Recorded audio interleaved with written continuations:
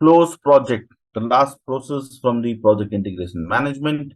Now we'll try to understand how do we close a project. Okay, following are the steps to close a project.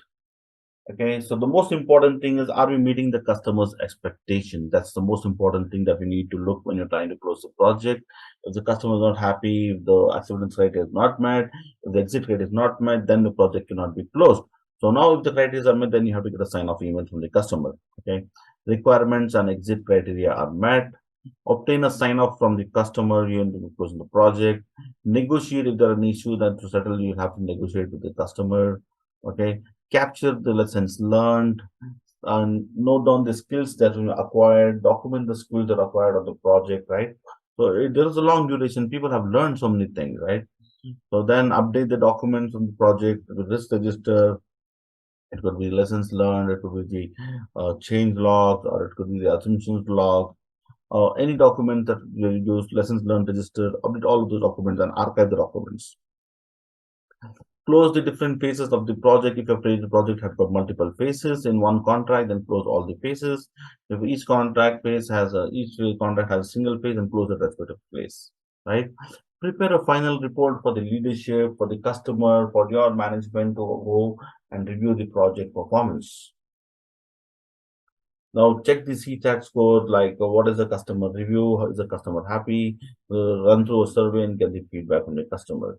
Handoff of the deliverables to the team. Like for example, let's say we build a product and now there is a team that needs to use the product, right? Have some training set up for them for the customer success, user training, schedule those user trainings, so that also needs to be done when you're trying to close the project.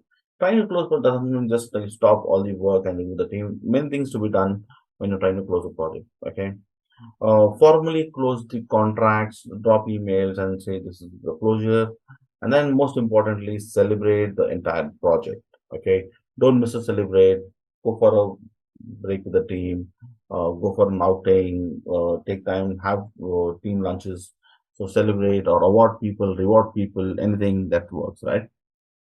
So what are the input tools and techniques? So a lot of inputs because you're trying to compare, did we deliver what we anticipated? So project charter is an input, project management plan, all components of the plan, and project document, assumption log, basis of estimate, change log, issue log, lessons learned register, milestone list, project communications, quality control measurements, give me the quality standards, quality reports, requirement documentation, risk register, risk report, accepted deliverables as also an input, business documents, business case, benefit management plan, agreements, procurement documentation, organization process.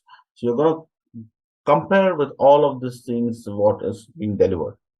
Tools and techniques, expert judgment, data analysis, document analysis, regression analysis, time analysis, based on meetings to get the final sign off from the customer.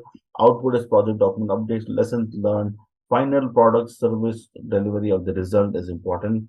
Transition to the team, prepare the final report. So that's how you close a project.